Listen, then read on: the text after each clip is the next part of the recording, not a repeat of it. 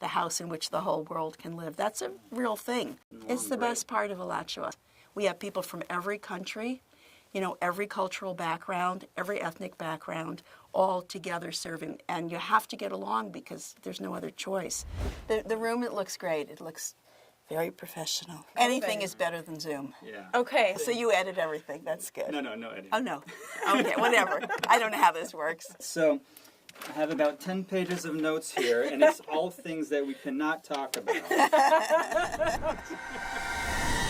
From Alachua, Florida, this is Nectar Talks. In collaboration with Krishna.com. And in service to our Bhakti community. Hello, guys. Hi, How you doing? Thank you so much for coming. It's windy. I have to fix my hair. Woody, how you doing? Where did this all set to go? We're so thrilled, and we want to start by your birth name is Miriam, right? Is Yes. that right? Okay. Can you tell us about little Miriam and growing up? I know you're from New York. You have siblings. You Yeah. have wonderful parents. Yeah. Can you tell us a little bit about little Miriam and what you liked? Was your personality so similar to what it is today? Yeah. I was just like this. Okay. I was little in charge of everything. I was the oldest of 4 kids, so my mother used to say, first I had the babysitters, then I had the babies, because there's 10 years in between. There's me and my sister, and then there's 10 and 11 years, and then 2 brothers. Wow. So she wasn't kidding. I mean, she had babysitters when she had the babies, the brothers. Yes, I had a nice family. I had nice parents. They weren't devotees by any means. It took them about 25 years to kind of come around to what I was doing. And it was a little shocking. In fact, like in the beginning when I first, because back then we just joined. It was like I was in college, then I joined. I dropped out and I joined. It was like nobody thought about my future, my education, my career. Not at all. I just wanted to be part of the team, the devotees that I met. I'd read Bhagavad Gita. I loved it. I thought I want to study this. It wasn't that hard to do back then. But for my parents, it was super hard because they had big expectations, and I had kind of crushed them. And when I came home with the Bhagavad Gita, my father said, I still have hope for the other 3. Don't bring that book in the house.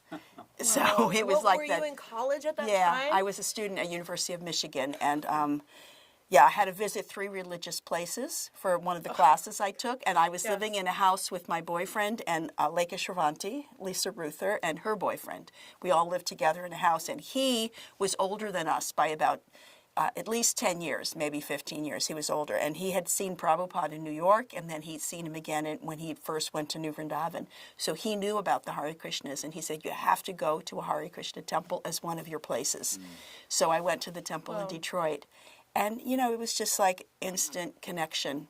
It was all pastel colors painted inside, and Prabhupada's tape was playing in the background, and you walked up into the attic to go to the temple room. It was full of incense smoke. It was like super cool and, esoteric. And the devotees were very, very sweet, very friendly, so personal and nice. How could you not just get drawn right in? And then I took home a Bhagavad Gita and I read it. I sat on the front porch of our house in Ann Arbor and I just read the book and I thought, oh yeah, this is what I want to study. Every question you could think of was there. We all wanted to be spiritual. We just had no idea how to do that. We really, especially me, I was so clueless, but I knew I wanted to be close to God. I wanted to be spiritual. And, I was raised in a Jewish family, so we went to synagogue. I went to Hebrew school. I was confirmed. I was bat mitzvahed. They tried everything. It just, nothing was appealing or interesting to me. None of that. It was kind of dry and depressing little. But I did it. It was my culture. Yeah. I didn't mind doing it, but it didn't get me anywhere. So.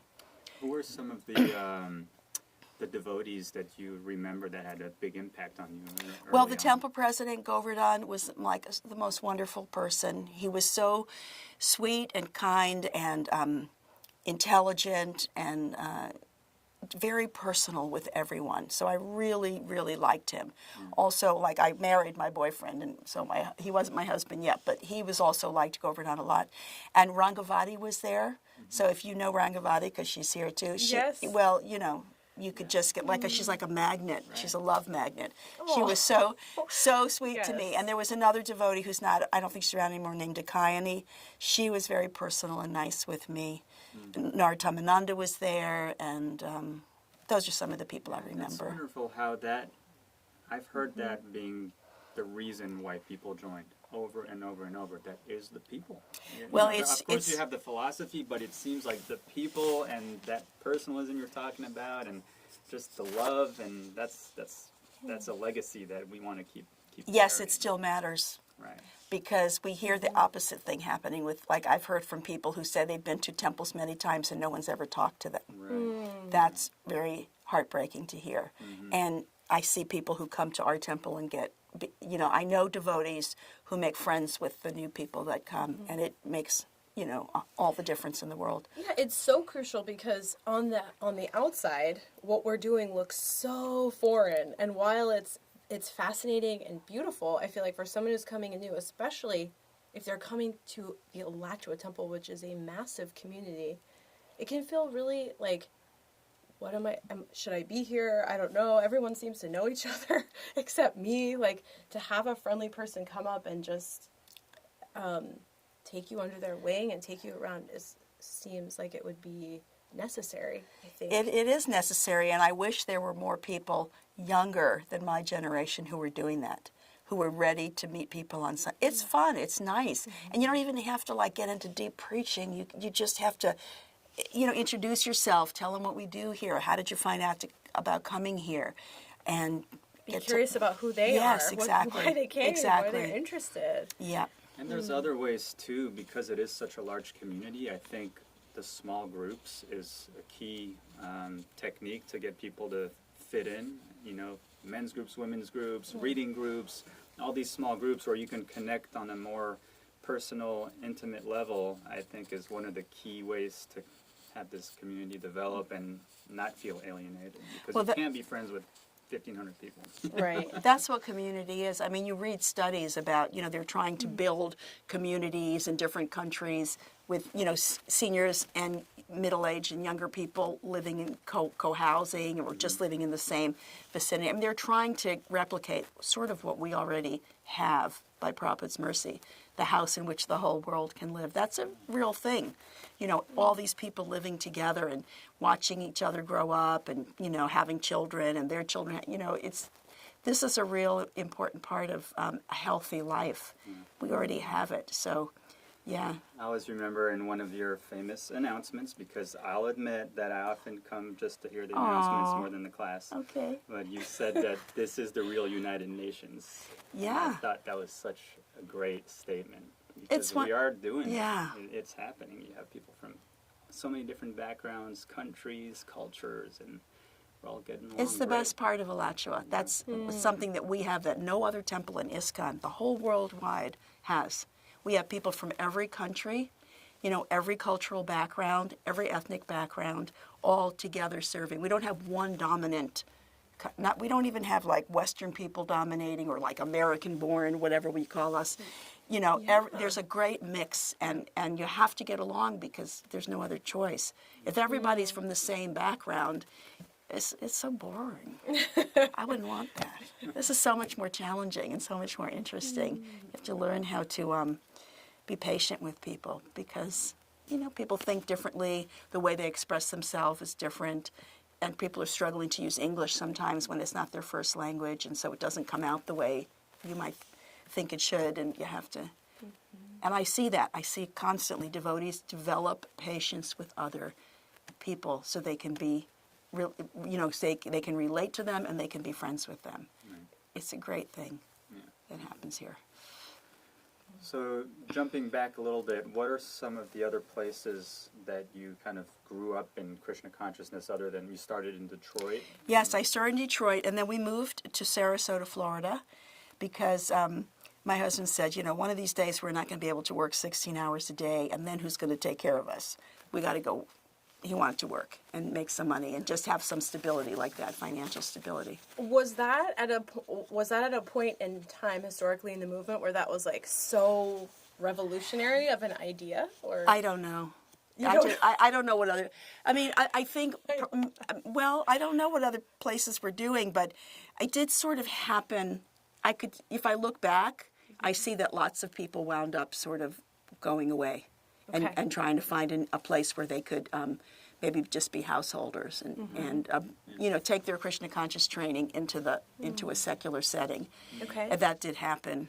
Anyway, it happened for us. It didn't happen for everyone. Many devotees just kind of stayed within the temple framework, and maybe they just worked outside or something. But he wanted to go somewhere else, and I had lived other places, so I said, okay, you pick.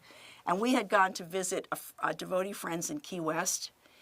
So we drove from Detroit all the way down to Key West, and on the way we passed on I-75 the Ringling Museum of Art. And because we had a museum at the temple in Detroit, we had a Fate Museum, and we had turned our whole temple into kind of tours and stuff. He said, well, let's go see how they give tours. Let's go see what they do because they had a famous house that they had turned into an art museum. So we had a famous house in Detroit. Lawrence Fisher, Cadillac Motors, had built our house, the house that was the temple. So anyway, we liked the town, and he liked the town. He said, well, let's just go back to that place because we got off I-75. We took a tour of the museum. We watched how the tour guides handled everything. It was like a learning experience. So that's where we wound up. And that was kind of good because it was close enough to Alachua that I could come here. I had friends here. Sukata was my old friend and his old friend too because we were college friends together. So before we became devotees, we lived together in a house.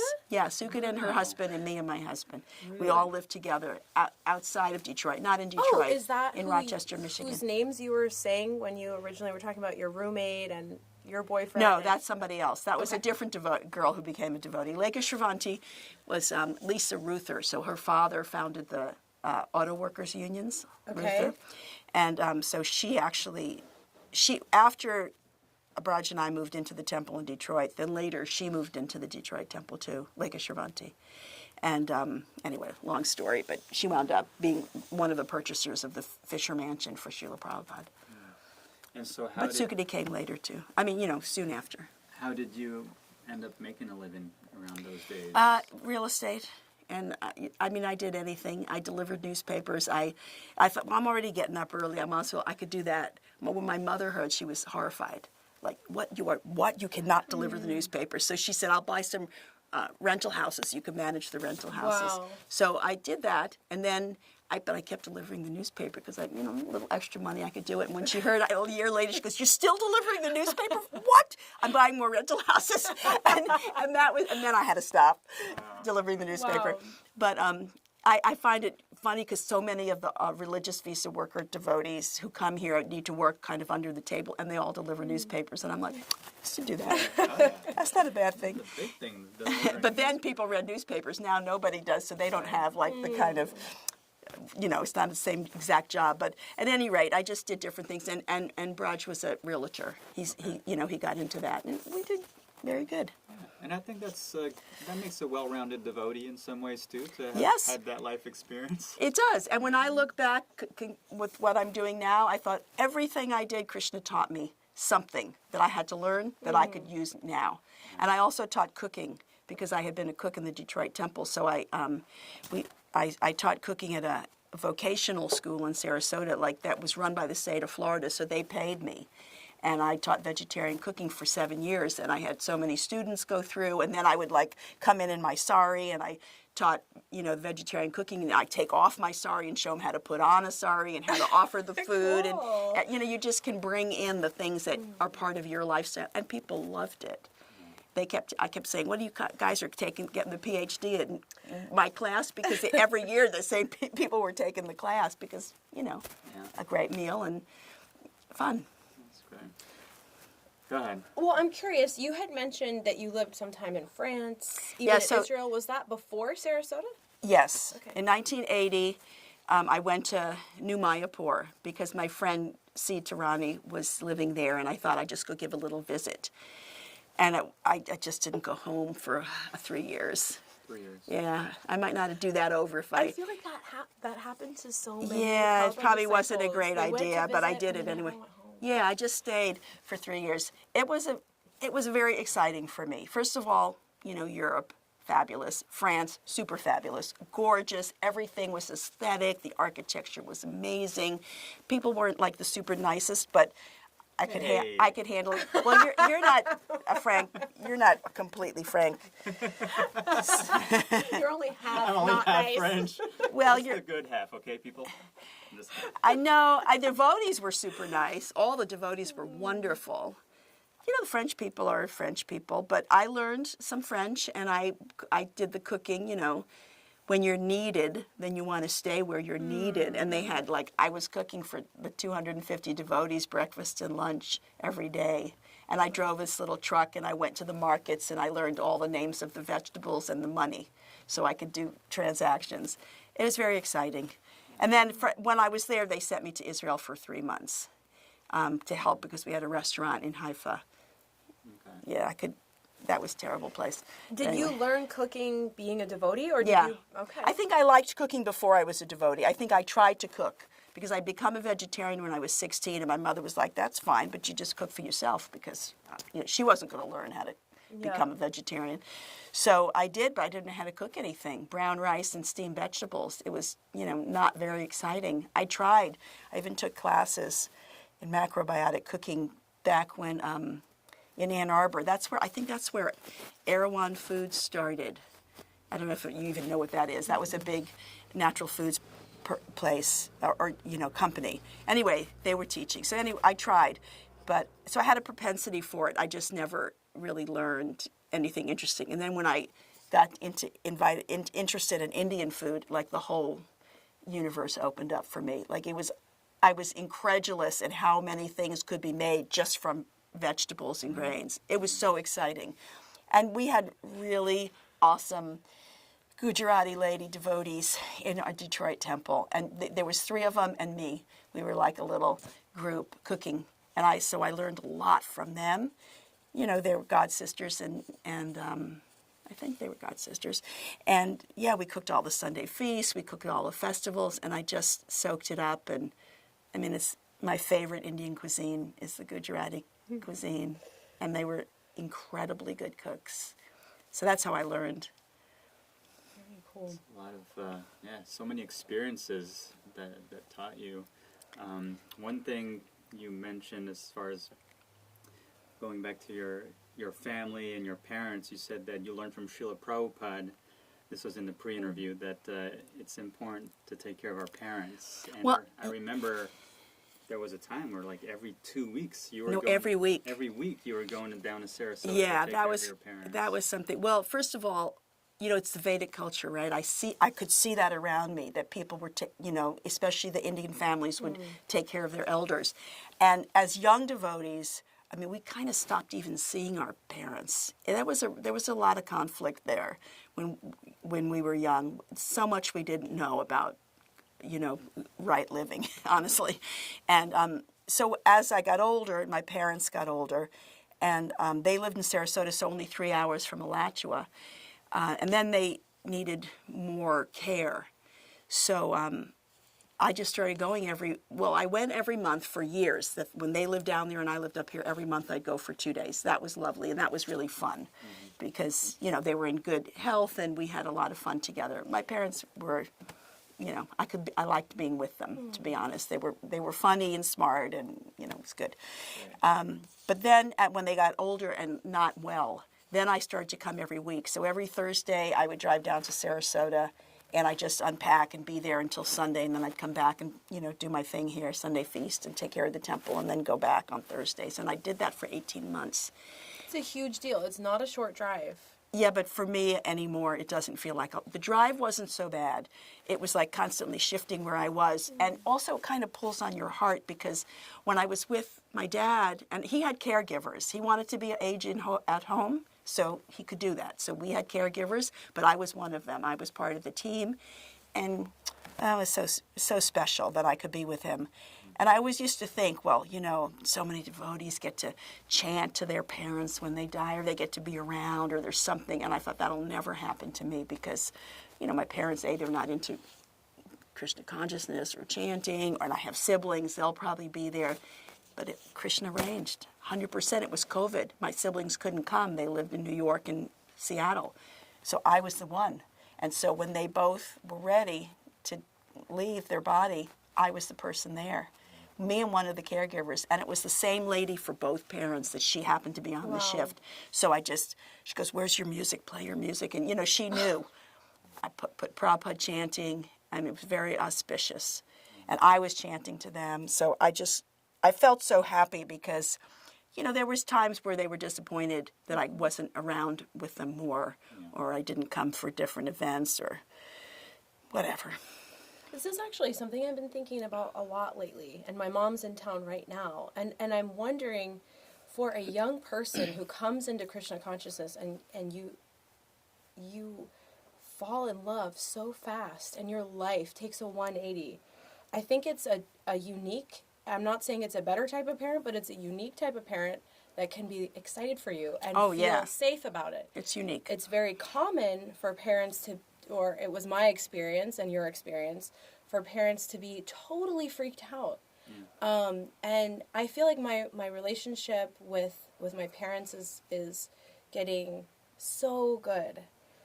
But now that it's getting so good and so communicative, my mom is feeling more safe to kind of explore conversations about how that was really hard for her. Like, really hard for her. And I'm seeing it from a different perspective now that I have my own kids, I'm older, I've experienced more of life, and I give her credit for her feelings rather than thinking, she was just overreacting or, in Maya or whatever.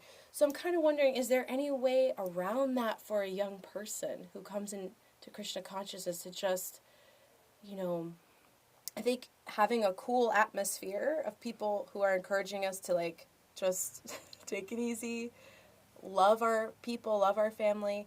But is there a way to not freak our parents out? I just don't know if there is. I think our culture does that much more now. I think we encourage new people to see their families, to be with their families. And we definitely don't ostracize people or, make it a negative thing. So our attitudes as devotees have changed a lot around that. So, that will make a new person coming to Krishna consciousness more comfortable with that. And it's an individual thing. I mean, I think it's nice that your mother was able to express and you were able to take it in. These things develop as you get older too, and your life experience grows. So, But it came full circle for me, and that was very wonderful. That's so precious. Yes, it is. You can look back and you put all the time you could be there with them all the way till the end. I'm very grateful to have had that experience. I'm really, really appreciate it. And it was...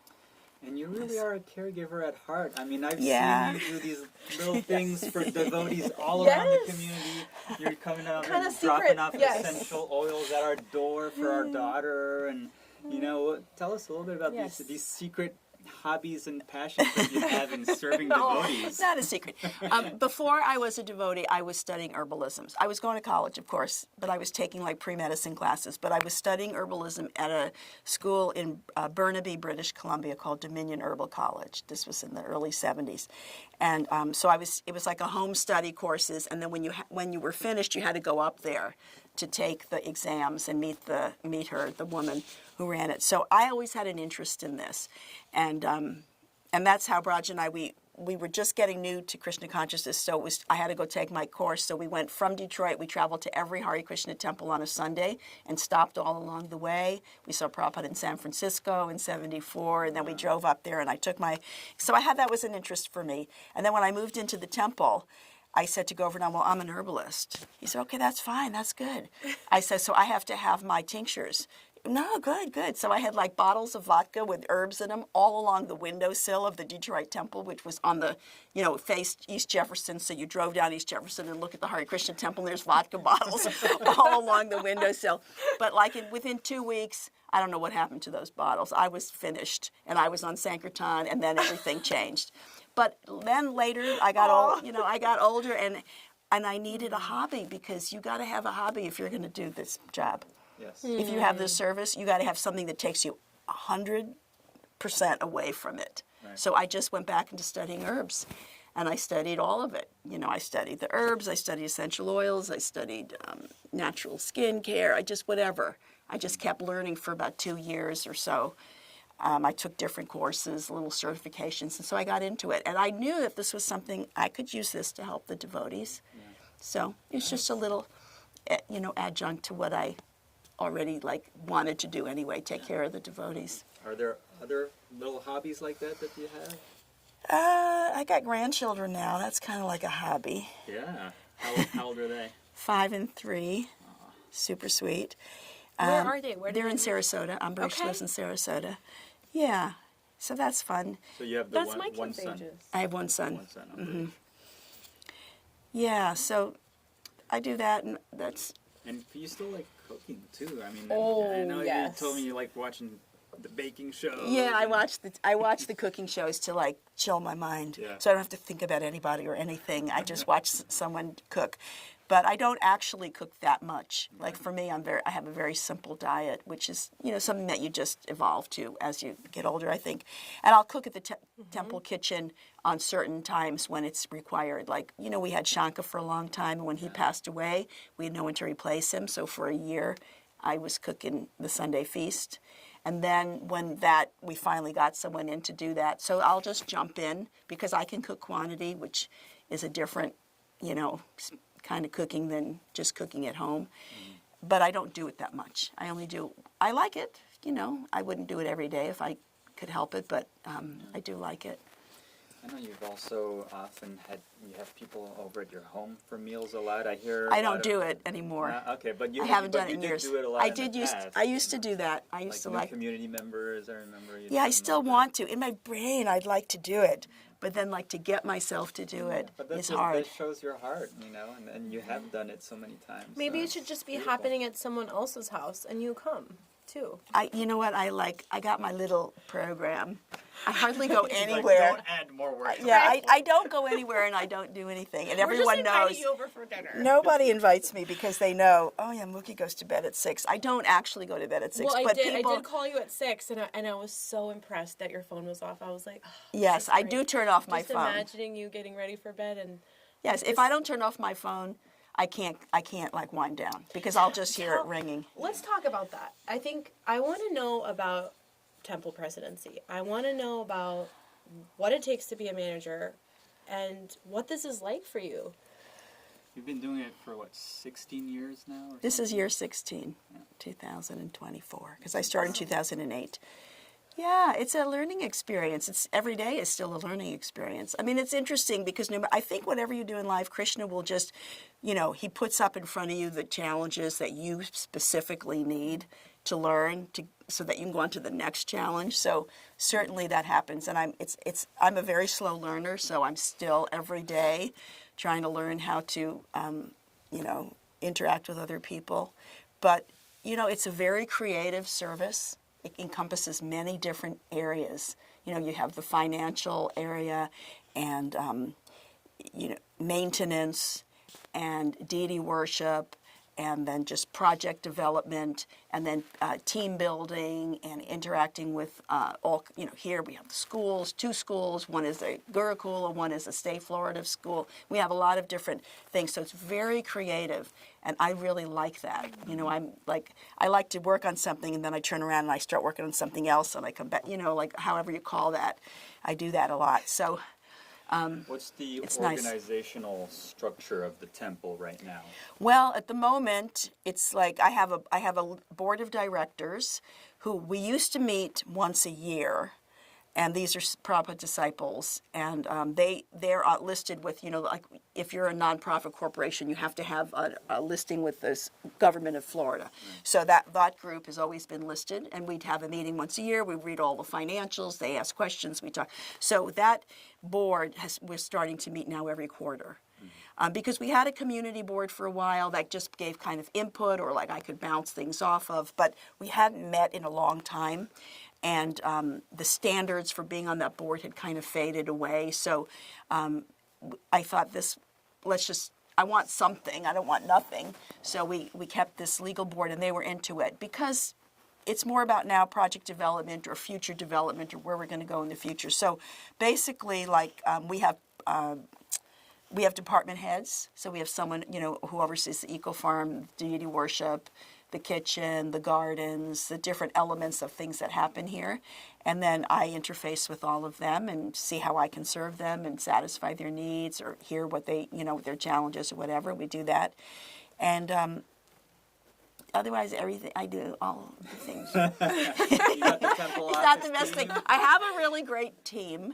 So if you have a really good team of people helping, it makes you look really good. But actually, they're doing a lot. It's a huge effort from so many people working It is a together. huge effort. No, that's the one thing that nobody really understands, what it takes to a place like this that's very diverse and has a lot of things happening, and a lot of, we're always trying to move forward, like do more and see what else we can do.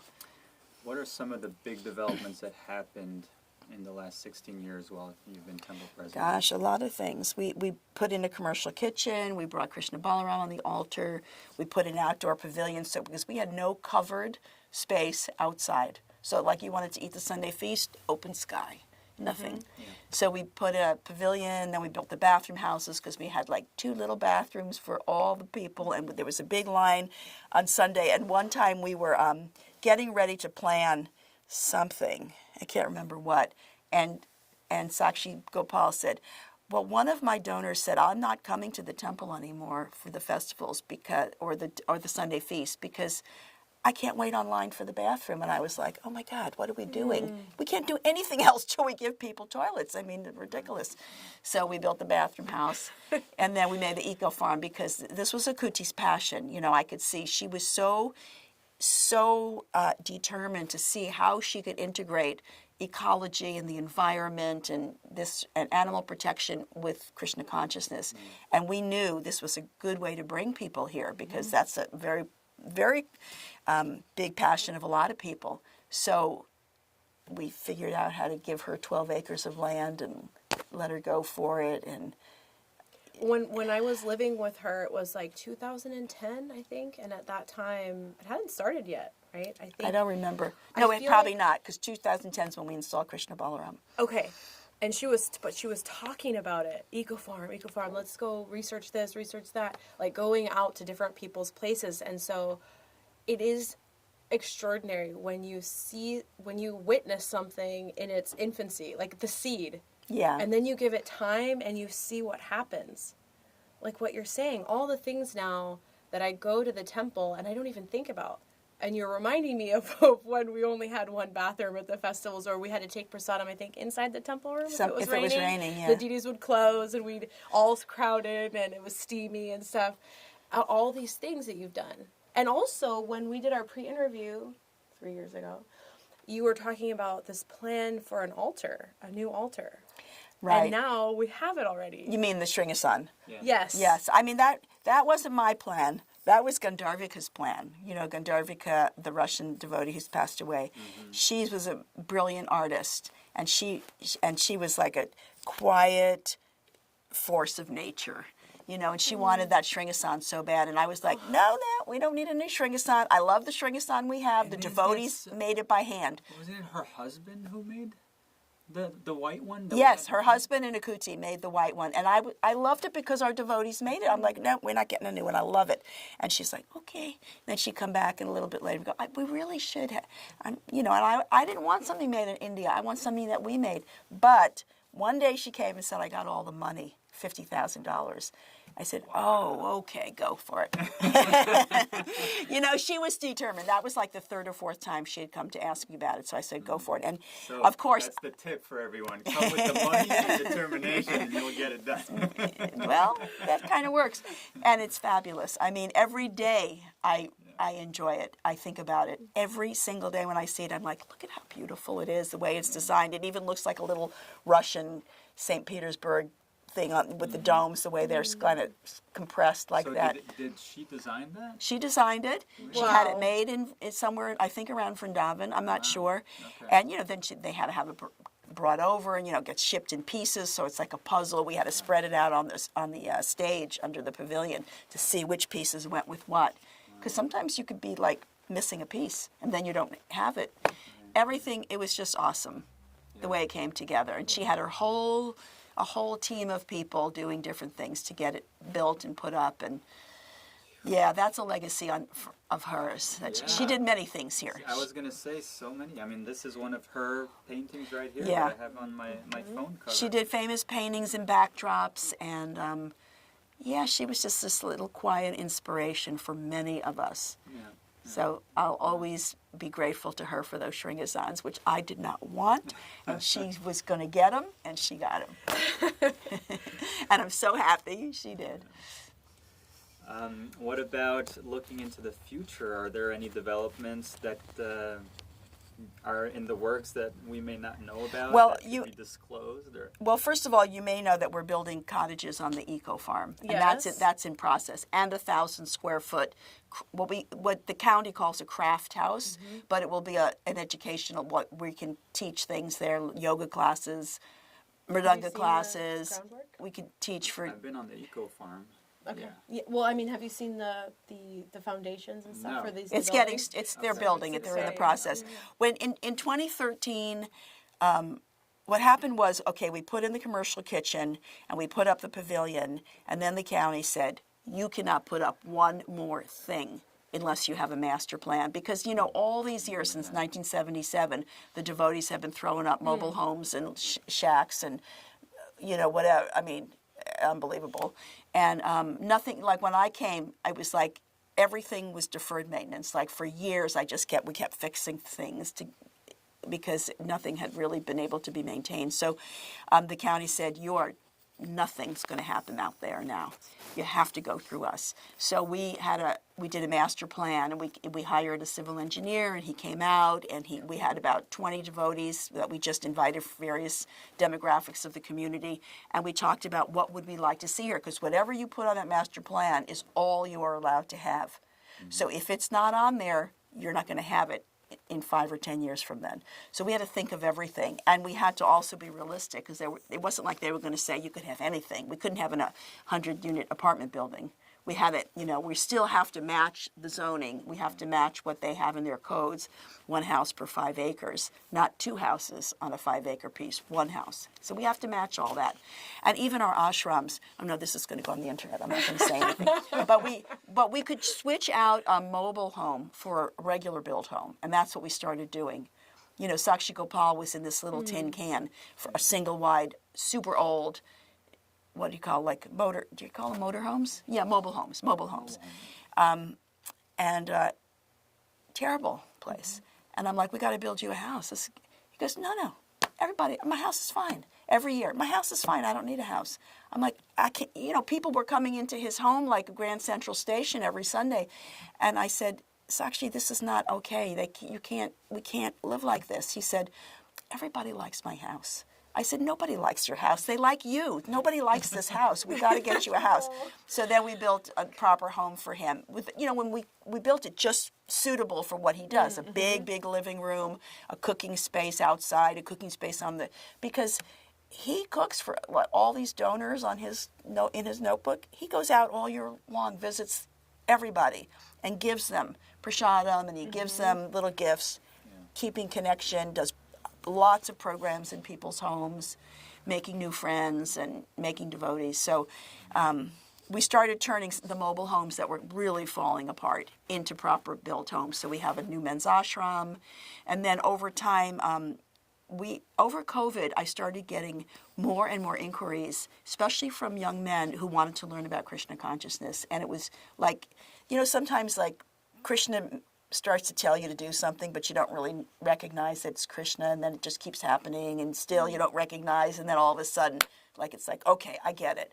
So many people were asking, so I said we have to have an ashram for bhaktas. Because over the years, we tried to put bhaktas into the ashrams that we had with devotees who were already initiated and have their own ways about doing things and were working and living here. You cannot mix brand new people with those guys. It never worked ever, and I kept doing it because I couldn't say no.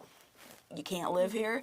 And then I just finally said, don't let me ever do this again, Asta. I have to, we can't do it. It doesn't work. You can't mix those two groups. So then... Asta as in... Asta Saki. Your temple office partner. Like my right hand, yes. Your right hand. So anyway, we decided to build an ashram for bhaktas, and Prangovinda kind of signed on to be the bhakta leader, because without a bhakta leader, you can't really have a bhakta ashram. You have to have a person.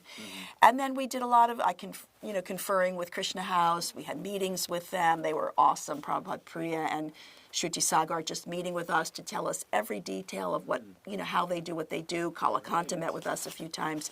And we knew our situation was different than theirs, but still, there's a lot of basics that we needed to learn. So interesting. And so, it's like a full house now. And it's such a nice house. It's unbelievable. Aww. It's beautiful. And it's solid, and the rooms are spacious enough. They have a nice kitchen. It's just a really, really nice place. And now we've got one bhakta just got initiated, and more. Some have come and stayed a few months, because you don't have to commit to any amount of time, a minimum of a month, but we prefer 3 months or 6 months, and that's what we've had, 3, 6. Some are going on 12 months, and then they'll come in. They'll full morning program every day and an evening program every day. So every day 5 o'clock they have a class. So whatever they're doing during the day, they come home to their ashram and they have a class all together. And different people might come and give the class. Sometimes Pran, but sometimes other devotees from our community will give the class. And it's been awesome. We have a strict, everyone has to go through a application process, and we have to vet them and so forth. We're very strict about that, but it's been really awesome. We don't have one for women. We didn't have as many calls from women, but still, I think if you build it, they will come. I think that would happen. Yeah. But then I don't have any room to build another house right now. Wow, that is quite a report, though. That's Is there amazing. anything on the master plan that you can Well, tell us about? Well, we're allowed, we put in the master plan to have a conference center and to have a big temple and guest lodge. Because one of the things we needed was we had no place for guests to stay. We have one mobile home in the back, and we fixed it up really nicely. Especially Jambavati, my god sister, was a cleaning lady for a while, and I mean, she just no, this place has to look cuter than this, and she just came in and made it so sweet. It's like, it's not an Airbnb because we're not on Airbnb, but it's like that. You come in and you just have a really nice, cozy, beautiful place to live. So she really helped me with that a lot. But that's all we had, and that is not enough. People want to stay here on our festivals, on our Holy Name Festival for a weekend. I mean, we could do unbelievable things here, seminars and, weekend packages. Come and bring your family and learn how to plant seeds and play mridanga and take yoga, and the devotees here can do everything. So that's on our master plan. Now all we have to do is, move forward with it. It's a multi-million-dollar project. So we're not there yet, Right. but we're thinking about it. But everything's in place for it to happen. We're allowed as to far as have it. zoning and all that. Technically we're allowed to have it. Now when we go to do it, the county will have their ideas about, because we're not connected to sewer in our area. We've met with Alachua, the city of Alachua, to see if they can bring it down to us, and they're like, no, it's not coming down that far. So we probably will never have sewer. And when you don't have sewer and you only have septic, there's a lot of rules and regulations around that. So we have to see how that's going to go. But, we would love to have a conference center, and we would love to have a guest lodge, because I think we could have conferences of all kinds there all the time. And wouldn't it be nice if all kinds of groups could come out to our temple and have their conference, and we'd give them the prasadam, and they could experience the peace and tranquility. I'm shocked, but I've learned that place is very peaceful and very tranquil. Because when people come, they tell me that. I'm like, really? Okay, good. It's not like that for me, but good. I'm glad it's like that for other people. Everybody that comes comments. So. Well, your nice. your real estate experience is certainly showing in all of this. That's Yes, so it was much to really manage and- really helpful to learn. Like I bought a lot and developed it when I lived in Oregon, and there's a lot, you have to go through your city council and all that. So I learned some stuff, and now I came here, and there's a lot of a lot of red tape, a lot of things are required to do that. Most devotees don't realize that we have to. And if we don't, there's consequences. We can be fined. We could even have our temple closed down. We have to follow the rules of Alachua County. And I mean, for me, it's not a big deal. I just do it. But if you've been here a long time when we didn't do that, I still have people saying, well, you don't have to get the permit. I can just do it like this. I'm like, no, we can't do it like that. We have to get a permit. We have to have a licensed professional do it. It's just how it is now. It's better, too, because you can't get electrocuted that way. Right, and we can sit back and relax and know that we're doing it in a way that Yeah, I mean, works. these rules are there, you know, they're a little bit of a pain, but at the same time, it's protective. So, Wonderful. That's really a nice elaboration on so much that has been going on. everything we do, we're doing for you, by the way. we feel it. Well, that- Because we're not doing it for me. I'm not going to be here if we build a giant temple or a conference center or this. Well, you know, I'll come over in my walker and check it out. But really, it's for the next generations. That's how we see. Like, what do we want to set up here for the future generations of devotees, so that this is a very organized and well-developed place where people can worship Krishna, learn about Krishna, maybe make a living. You know, if we have a conference center, there's a lot of jobs that will open up from that, and there's a lot of preaching opportunities. It's unlimited. So we hope to be able to do that. And then there's the whole element of caring for the devotees, too, that we have not done on the property. There's a lot of prohibitions to that, but would like to do in the vicinity. We could do a lot better with that, actually. You just mentioned that you're doing this for us, and that is it really touches the heart, and it's really profound, actually. And when we were speaking earlier, you were mentioning that something that you feel is so important to you is that younger generations and into the future maintains a relevant connection with Srila Prabhupada. I feel like maybe that's our way that we can reciprocate with you for everything that you're establishing, that everything that Srila Prabhupada's disciples have built for us on his behalf. So how can we do that? Well, this isn't rocket science. Prabhupada laid out the program. You just have to follow it. You know, you can do it just by, first of all, you know, make it a point to learn about Prabhupada. There's so many books now. There's so many memoirs, and of course the Lilamrita. Every devotee should read the Lilamrita, all the volumes, and then they can start to read all the memoirs of the Prabhupada's disciples. There's so much nectar in there. I mean, your dad's written fantastic books. These books they're a pleasure to read. I haven't found one that wasn't well written that I didn't like, and I'm like a fussy reader. I haven't found any that I didn't enjoy. And they're full of like great pastimes and great life lessons and spiritual lessons. So make sure you read about Prabhupada, because it's very easy to deviate. I see it happening in ISKCON. People just kind of veering off and making their own ideas. Prabhupada was very unique. He didn't just follow the Vedas, or he didn't, replicate Vedic civilization. He did something very specific that was predicted by Lord Chaitanya. He brought this to the whole world. Now, the whole world is very different than, Bengal. It's a very diverse place, and he had to figure out, how am I going to, make these people interested in this? And he combined intense purity and simplicity with really brilliant thinking of how to do this. So we want to learn about what he did and how he did it, and not go away from that. It would be very unfortunate if anyone was any type of person, any demographic of person was cut out of having the same Krishna conscious experience that all of us had, all of Prabhupada's disciples had. So, I mean, I feel like because this community has so many older devotees, the shape of it is still, what Prabhupada would recognize and appreciate. So just like fit in with that. But definitely ask questions and read about Srila Prabhupada and learn that. I mean, people have to read that, I believe, now to get initiated. There's some elements that you have to take the Guru Disciple course, understand Prabhupada's preeminent position in our movement, and and that sort of thing. But Wow, yeah, that's a really good angle. I hadn't. It doesn't always surface to my mind, but Prabhupada had a very specific strategy, and his purity, his background. It's all right there. If we learn about him, then we'll stay in line.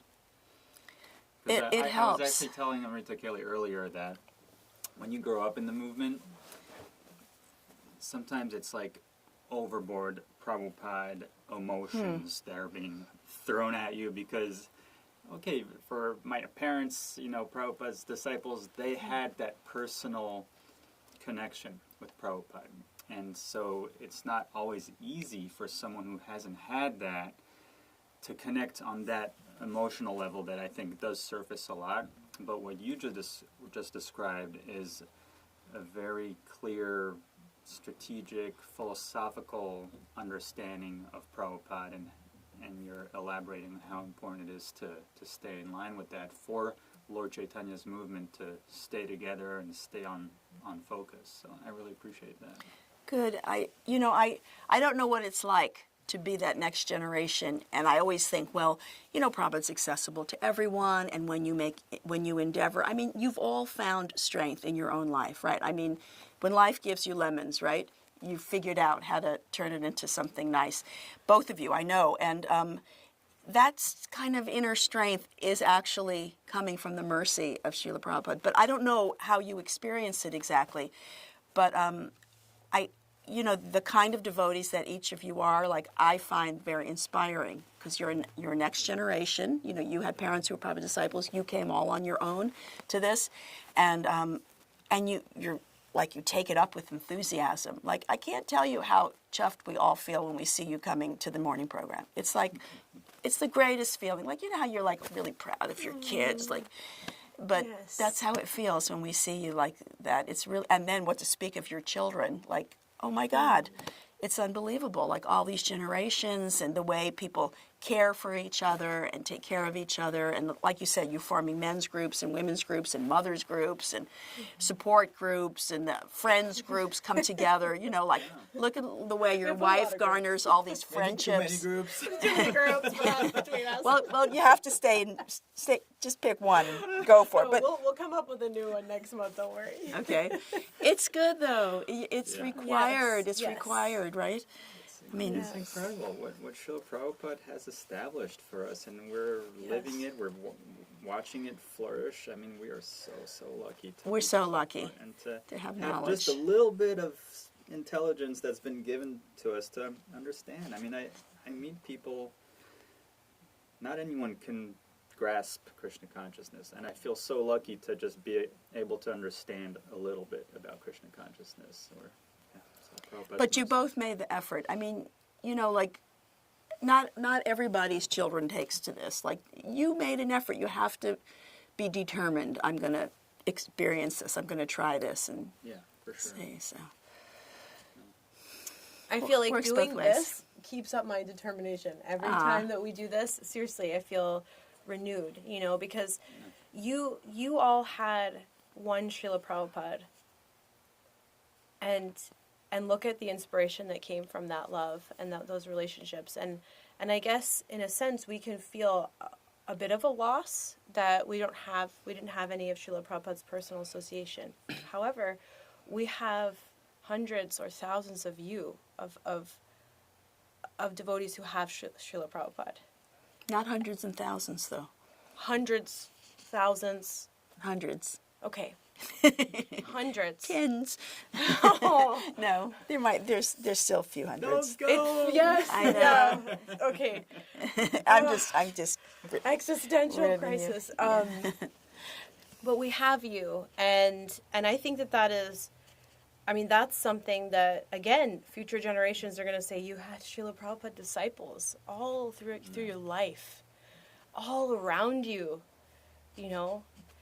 What was it like? How can you give us that? Tell us about it, Give us what you have. And I think we just have to keep going down, like, gifting it gifting it. That's a great way to put it, actually. Because people have said to me, like, what's it like running a temple with a lot of Prabhupada disciples? Because to me, it's like the greatest thing ever. I feel so lucky to have so many peers, who are smarter than me, know more than me, have been more advanced than me. This is the kind of people you want to be around, and it's just been wonderful. And so you also appreciate it for yourself, the way, I think that's really nice. It's a great way to think, actually. It's so true. I mean, Prabhupada disciples are really a special breed of human beings. I mean, I can't believe the lifelong dedication that devotees like yourself have just demonstrated. I mean, I can't imagine doing that. You're doing it. What are you talking about? You're already doing it. It's different. I have a pretty cozy life in some ways. It's hard in other ways. Oh my God. But just, Our lives are cozy, too. Devotees who are still going out on books, every week and just... But they're not they're going out on books, but they're loving it. They're not nobody's beating them to do it. But that's the thing. I think it's because of the background, growing up in the 60s and joining the movement and giving up, it's really shaped a very unique, incredible kind of person that I see in all of you. Yeah, also there's something good about getting older. You do get a little calmer and a little smarter, and that's so you're seeing a little bit of that too, I think. Absolutely. But because there's new generations of people going out distributing books, and they're doing it also out of love, and Bhakti has its own little charger. People do this because it engenders energy, and you just keep doing it. So you're finding, your own ways of doing that. Even mothering, that's that's amazing. I see sometimes your little Facebook posts with the little things that you're doing with your kids. I probably never did anything good with my kid. Damn, I blew that. I don't think really. Anyway, it was a different time, but. But I love the point you're making, which is that, do what makes you enthusiastic in Krishna consciousness, and we can all find that. And it's true for me, this podcast, as hard as it is sometimes to schedule it, I get so much out of it. Yeah. To take the time to associate with devotees and learn from them, I think it doesn't get any better. So I'm good, and you're good at it. You're both good at this. So just you'll see Krishna has a plan. We don't know what it is exactly, but that's how plans get revealed, by putting one foot in front of the other. Right. I don't know how anything's going to come together, but if you just move forward, that's when Krishna moves 10 steps to you. He makes it doable, happen. I have one last question. Do you have a question? Go ahead. Okay.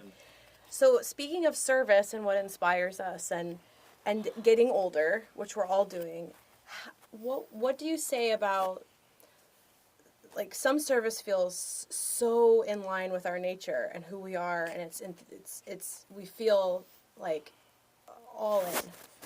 Some service feels like it's not our nature, or we're afraid of it, we're nervous about it, or what do you say about book that? Distribution. Or giving class, which I feel like is, it's a thing. It's not many people give class. True. Gosh, I recently had a conversation with Vishaka Prabhu, and I said, for women's voices, should I give class? And she's like, Prabhupada wanted everyone to give class. Man or woman, doesn't matter. And sometimes he just tell them right on the spot, no preparing, nothing. And there'd be 10,000 people out in the group. Yeah. They had to speak to. So program. yeah. So yes, so everyone should give class, and if you're nervous about it, great. Everyone should be a little nervous about it. It'll make you study harder.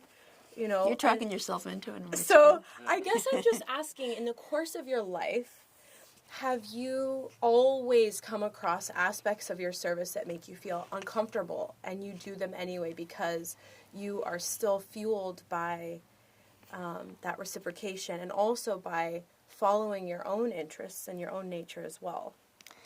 Well, first of all, I don't mind a challenge. So sometimes I know that I have to be challenged. Okay, this is a challenge. I don't really... Honestly, I'm like a hermit. I would rather just be in my little cave all the time, believe it or not, because I'm always out in the public view. But there's a part of me that, so you force yourself a little bit to do things that you're not necessarily comfortable with, but don't do it too much. Like, you should be doing the things you like to do that make you feel happy, and don't go, you know, you shouldn't be in pain from doing things that just aren't like natural to you. And people don't really have to do that anymore. I mean, we were kind of in this war, you know, and we had to do all kinds of things that were like not necessarily our nature or whatever, but Krishna will compensate, and he will carry what you lack. So if you feel like, okay, I'm just going to try to do this because Vishaka said everyone should do it, and I want to do it, and I'm a talker, and I'm a natural speaker, and I'm, you know, you are good at this stuff. So I'm going to, that push a little bit and see what happens. You're not going to fall apart from this. But at the same time, I don't think anyone should, you know, I don't like to see anybody too uncomfortable. That's like, makes me concerned. It's not sustainable. Yeah, it's not sustainable, and I don't like it. I just like to see people feel good about what they're doing. But challenge yourself sometimes. That is such a perfect word, actually, because I love it's the positive. question, and I love the answer. It's so This is positive. great. Yeah. Fresh challenges. I'm just going to challenge myself because it's good to challenge myself. Like you were saying, going to the gym, you get stronger. Don't worry. Challenges don't have to be scary. You Just try it, and then adventurous. the worst could happen? You don't do it again or something. Yeah. You know. Yeah, there's one service Such I a great tried for a point. couple of years, and one day I realized this is just not in line with me. It's stressing me out way more than it should, and it was a good decision to just step away from that one. Yeah, I don't think you should get too stressed all the time. You should be too stressed. Because even like, I mean, I meet people who all they do is distribute books. That's it. They're in the van, and they're going place to place. And, you know, you can't do that if you're too stressed out all the time. So just because you don't like it, someone else really likes it. And it doesn't make what they're doing any less admirable just because they like it. I mean, it is hard, and it's probably hard for them. Just like we have days that are hard to get going too. But devotional service is not. It's not just like work. It's this very magical activity that purifies you. So when you become purified, you're enjoying it more also. And that's what I try to like get the devotees to understand. Like when I ask you to come wash the pots, this isn't like, you know, oh, I have to clean the house. I hate cleaning my house. This is like when you get in the kitchen and you're with other people and you're cleaning the kitchen, you're cleaning the pots, or you're schlepping things here and there, or cleaning bathrooms. It's purifying you, and you will feel different when you're finished with that. You know, and that kind of purification sticks. It stays with you. So all the activities that you do in Krishna consciousness are simultaneously having a spiritual effect on your whole being. And that, you know, you don't lose any of that. You know, that's the stuff that stays with you even lifetime after lifetime. So just remember that even if your mind is saying, like, I don't really like this, you're still having a good effect on you. And you might like it a little better the next time because of that cleansing that happens there. I was going to ask, for whatever reason, there's times when I would get involved in a service and I would always question, like, is this devotional service? Is it devotional service? But you kind of answered that, you know, if I'm feeling good at the end of it, if I feel purified, you know, there's ways to identify it. Yeah, I mean, if someone, some spiritual authority asks you to do it, it's devotional service. If you're doing it because you know it's in line with Prabhupada's teachings or what the temple needs, it's devotional service. You know, there's ways of identifying that.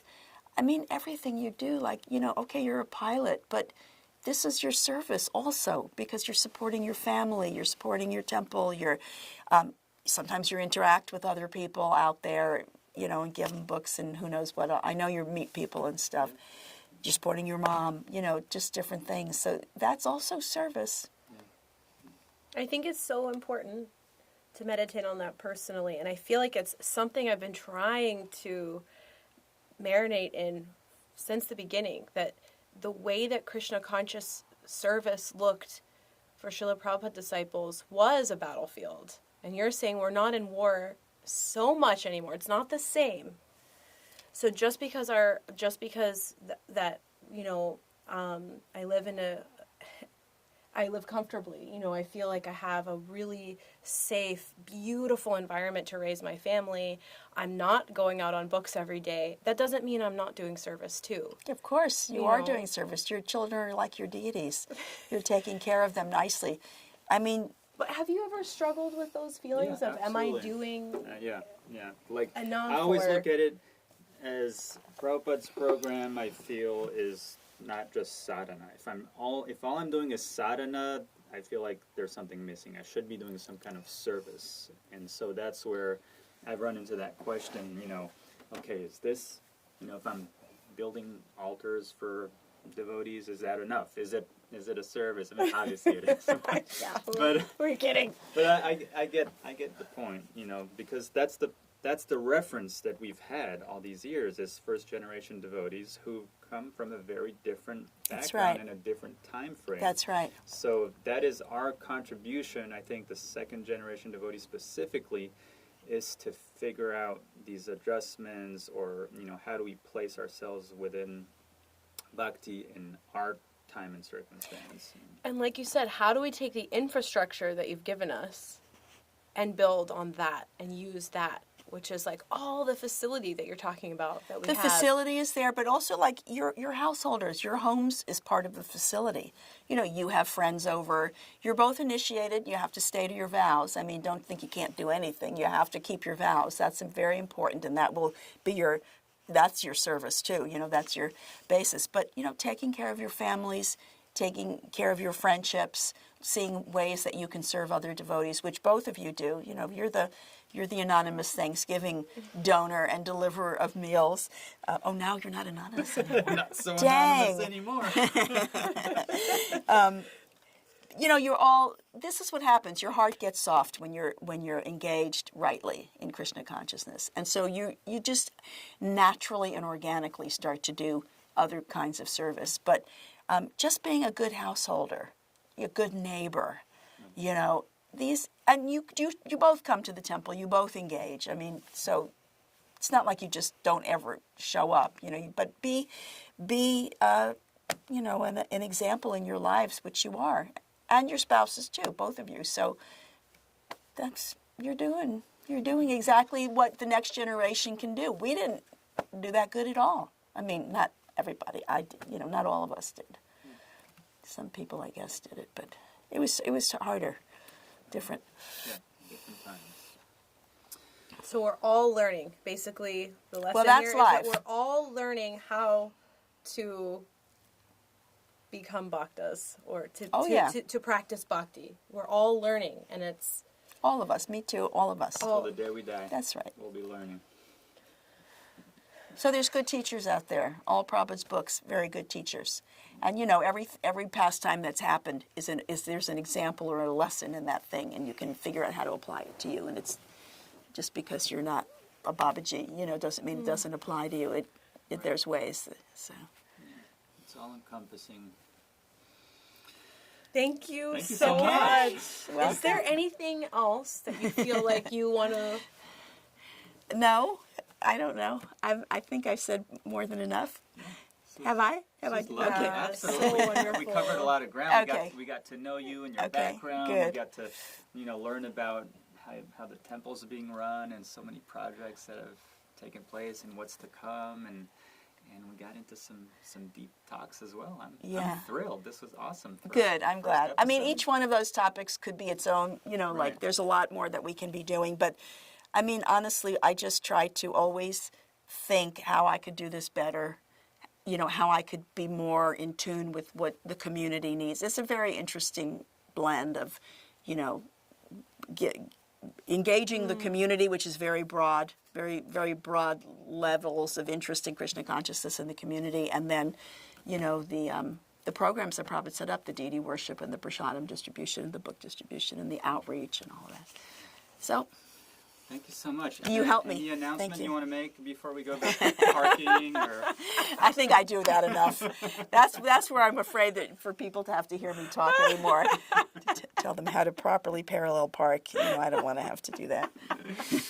Very good. Thank you again. Okay. Hare Hare Krishna. Thank you. Jai Srila Prabhupada. Jai Prabhupada.